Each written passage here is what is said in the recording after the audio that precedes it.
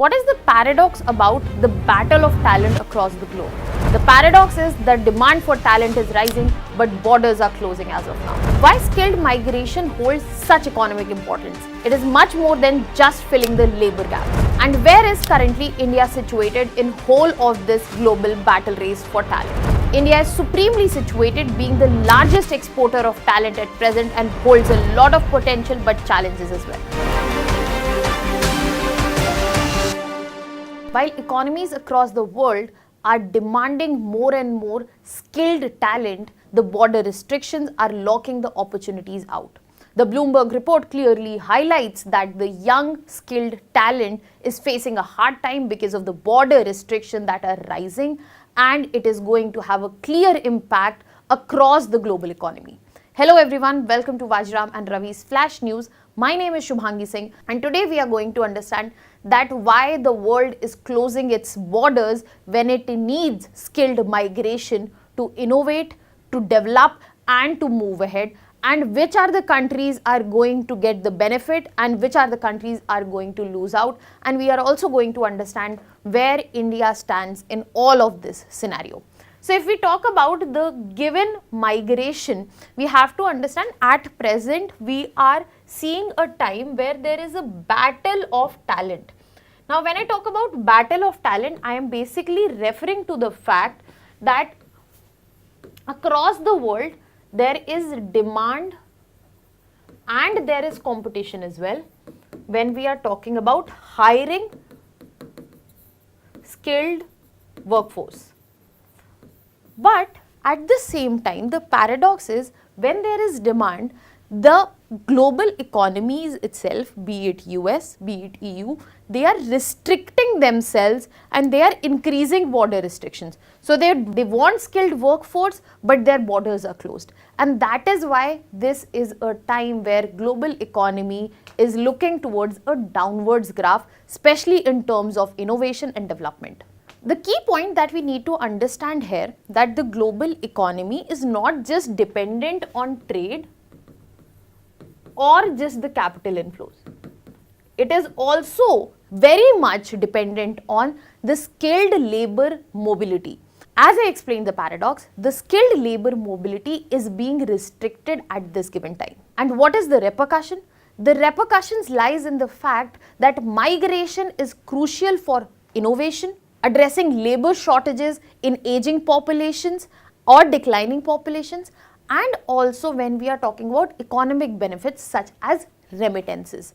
That is why we are calling this time, and the Bloomberg report has also highlighted that this is the time that we are seeing a battle for talented, and the battle is emerging from the countries within itself.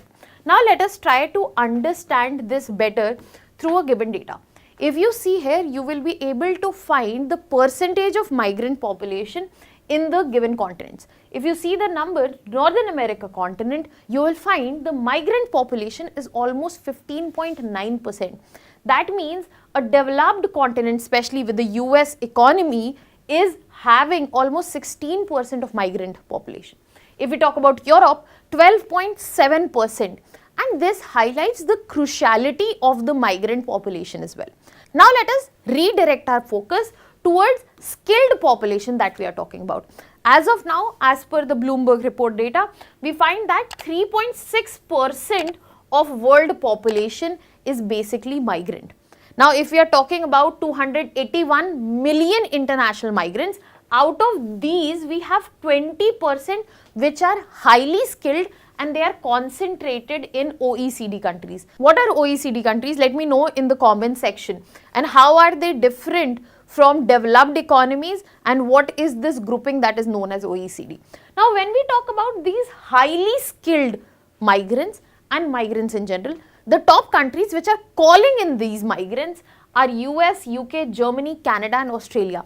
Basically those countries which are falling in the global north.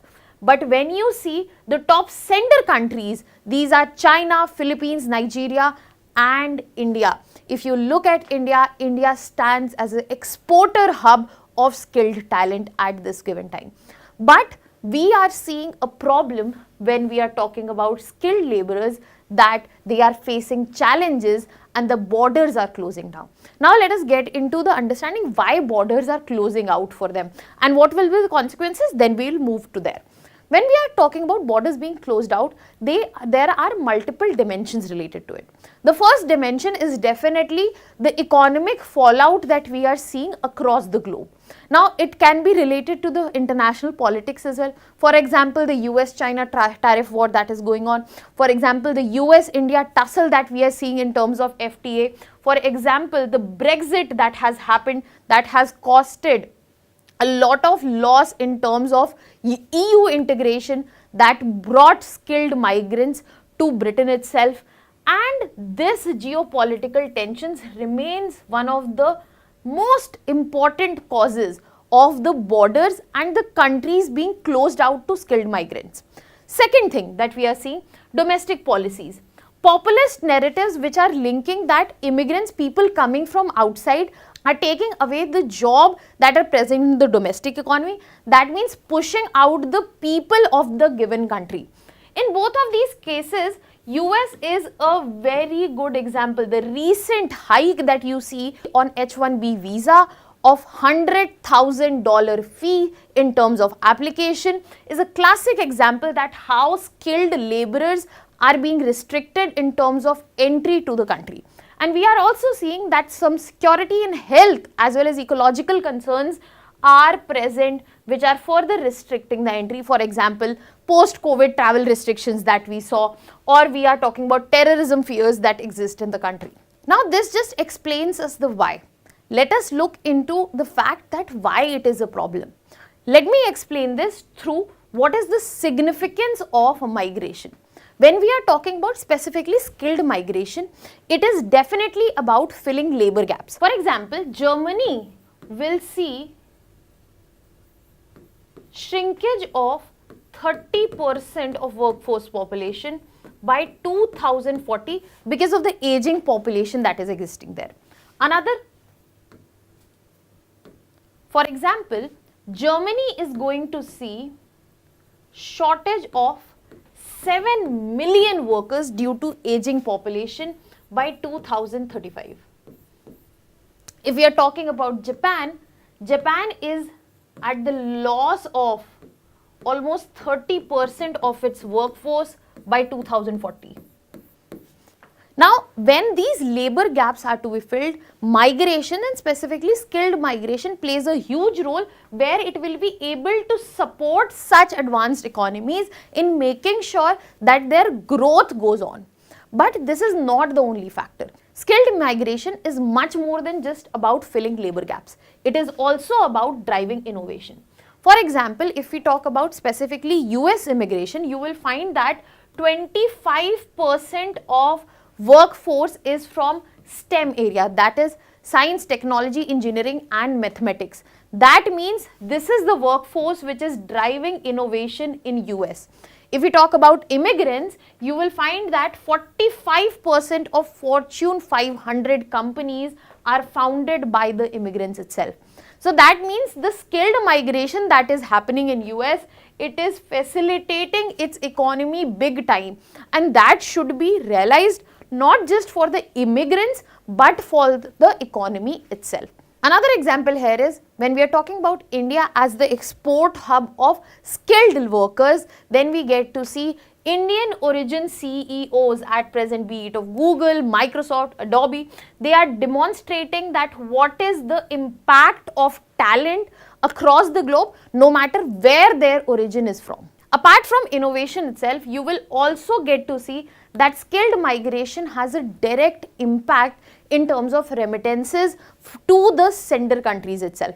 That means the receiver country is not the only one which is being facilitated, it is the sender country as well which is getting the economic benefit here. For example, if you talk about India, we are recipients of $125 billion, and this is a huge support to the domestic economy as well. It helps us in terms of forex, it helps us in stabilizing rupee, it helps us in contributing to the domestic economy as well. If you look at the data of World Bank for 2024, you will find that total global remittances crossed $860 billion. And that means the skilled migration is also facilitating global economies across through remittances. So that clarifies the fact that skilled migration is much more than just filling the labor gaps, and the numbers are in the clear support. So if a country is blocking out global talent, immigration, skilled migration, then it is blocking out its own growth. And it has as much effect on the country itself as it will have on the people who are looking for jobs and their opportunities are being locked out. So the whole point of explaining to you that the situation in the globe where there is demand for talent, there are people who are ready to serve the talent, but the situation is being made in such a way that they are not there to facilitate that growth.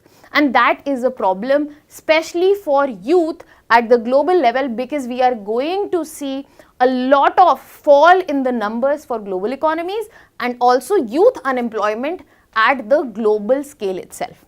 Now let us move ahead and understand how we are looking at countries in terms of global talent race. Simply, there are two bifurcations. There are countries who will come out in the advantage and reaping the benefits of skilled migration, be it Canada, which has facilitated skilled migration through points-based system or express entry, UAE, the golden visa program that India has also signed up for. Then we have Singapore, which has fast-tracked tech talent. That means these countries are the classic example which are facilitating skilled migration so that they can have the advantages of it. But there are certain countries as well which are on the other end, because they are going to lose out in terms of economic growth because of the increased border restriction that we are seeing, be it UK that we have seen post-Brexit. That means they have lost on the talent that was coming from European Union, be it Gulf state because they have nationalist policies that reduces the foreign opportunities and inflows, African nations which have brain drain to Europe and North America only. US is another huge example which is added into this very list. Now this calls for a simple policy action and awareness that attracting talent, making them facilitated will lead to economic growth, innovation and also international competitiveness. But if you are enhancing border restrictions, that means you are losing out on talent, not only slower the growth, but there will be shortage in critical sectors, you will lose out on innovation and your global influence will also gradually diminish. Now let me know in the comment section that what are your suggestions, that what should especially the youth do in such chaotic times where border restrictions are rising and how that can be facilitated. Can you give me some examples in the comment section? Now let us move to understand that what is the current position where India is situated. If we talk about India, I have already mentioned that it is one of the highest remittance receiver across the globe.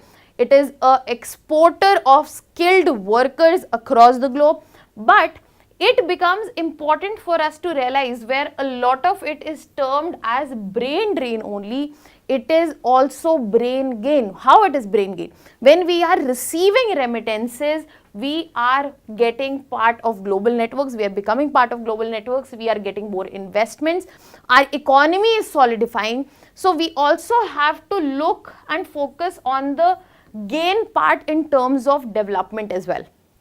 Apart from that, another important thing that from angle of India needs to be understood in terms of export of services, this is giving us facilitation in terms of opportunity. If we talk about demographic dividend, we find that the median age at present is 28.4 years. That means we have the supply which is required in terms of global talent, and if the opportunity is limited in our domestic sphere, we are facilitating it by giving opportunities and facilitation so that the talent can be utilized in the right place and it can also bring us back some remittances. So the focus in coming time would be especially on upskilling, be it AI, healthcare, green jobs, because that is what the global demand is about. We are not only going to focus on demographic dividend reaping the most benefits for our domestic purposes, the domestic economy, but where there are opportunities and where we can become a supplier in terms of services, we are going to target that opportunity as well. Apart from that, we are also seeing that there are certain challenges in terms of border restrictions, be it US, be it Gulf nationalization policy, which are present. But upcoming trends such as remote work and digital migration, which will facilitate virtual mobility, will be a game changer for India. And the only way forward as of now is to make sure there is a proper policy balance, not just for India but across the globe, where we are reducing on border restriction, focusing on better and strong integration so that the economies are able to have the growth, innovation and development that they require. Now, what are your thoughts on it? Let me know in the comment section. That was all from my side. Thank you so much.